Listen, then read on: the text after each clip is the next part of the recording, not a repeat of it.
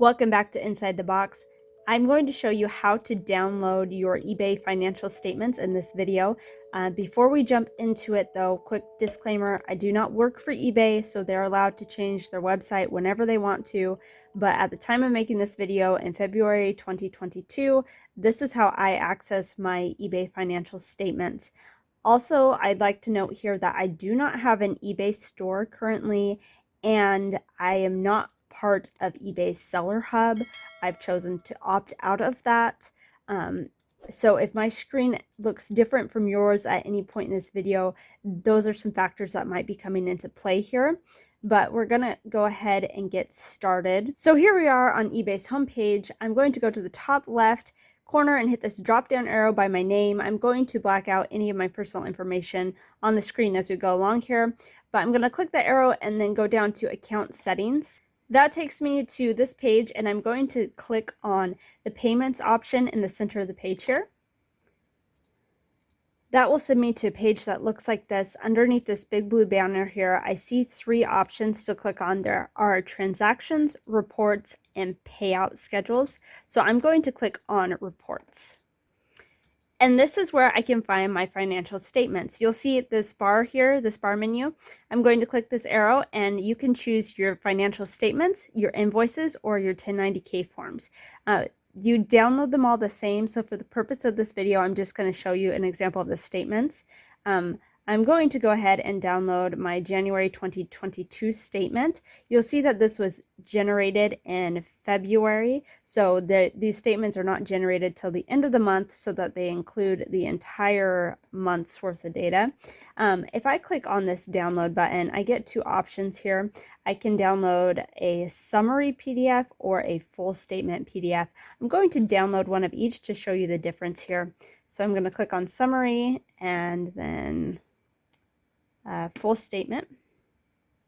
So these popped up at the bottom of my screen. I'm going to double click on them. Here is the summary one. You'll note that this is just one page, and it just goes over how much I paid in shipping. A total for that month, I paid $52.52 in shipping, and then my total minus fees. So this is just really generic. It doesn't tell me what the items were, and it doesn't spell it out per item. It just says these are your totals for the whole month. So that is the summary.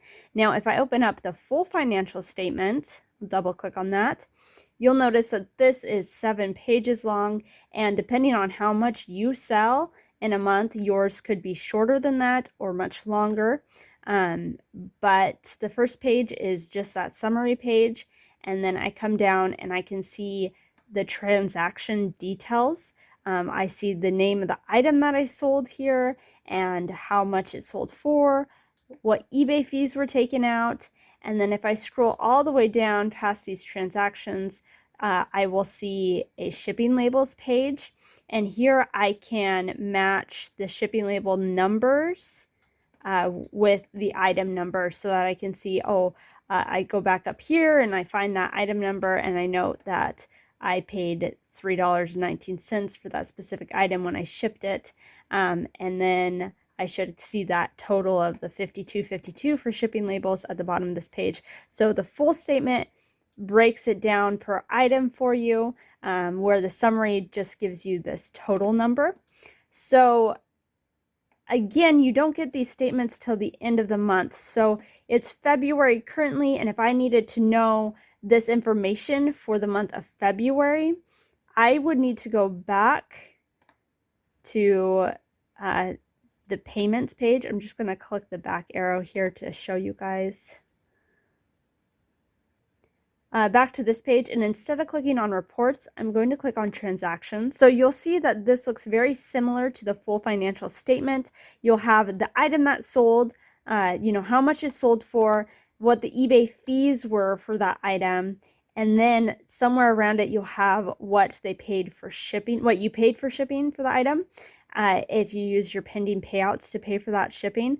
These are all the transactions you've done through eBay Managed Payments. So if you're using PayPal to pay for shipping, you're not going to see the shipping information in this transactions page. But I I paid $4.45 for this particular item, but it's important to note the item number, just match it up. This was a shipping label for this number, which matches with the number next to this book here that I sold, because you'll notice there's another shipping option next to it, but it's a different number. So sometimes that confuses me when I'm looking at this and not taking note of that numbers. And I think, oh, did I pay $3.82 for this book when I shipped it, or did I pay the $4.45? So just pay attention to that number next to the shipping label information and your order number, so you can match what you paid for shipping for the correct item, if that's important to you, if you need to know that information. So that is how you download your financial statements, and then also how you can see different transactions that are still waiting to be put on a financial statement because it's the middle of the month. If this video was at all helpful to you, please hit that like button. That really helps me out with the YouTube algorithm, and I appreciate that if you guys are able to click that button for me.